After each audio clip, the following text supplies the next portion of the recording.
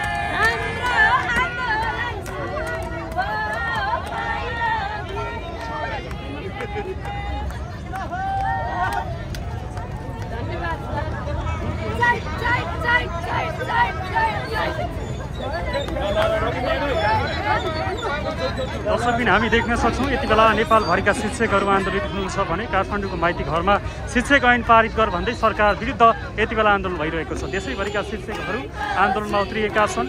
शिक्षक ऐन जबसम्म पारित हुँदैन तबसम्म यहाँबाट नफर्किने सहित काठमाडौँमा ओर्लिएको छ शिक्षकहरूले बताएका छन्।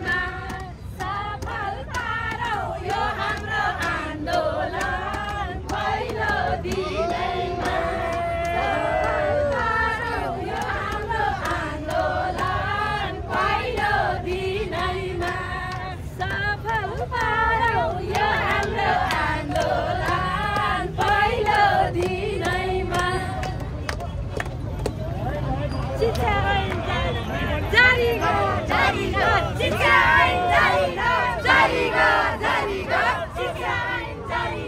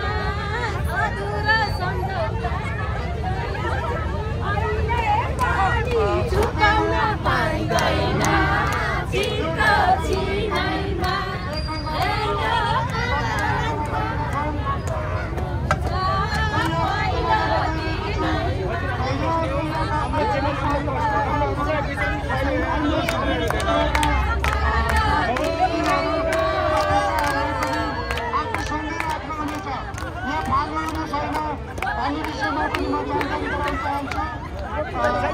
यहाँ सबैलाई फेरि पनि हार्दिक नमस्कार छ।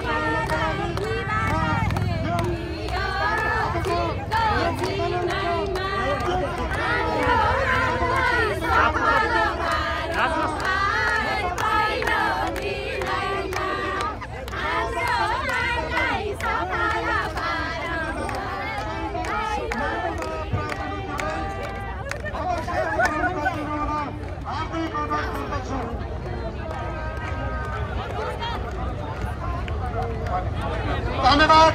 मैले अध्यक्षको आदेश अनुसार यो कार्यक्रमलाई अगाडि बढाउन गइरहेको छु। यहाँको लाग्न सक्छ हामी पनि यो गाडीमा बसेर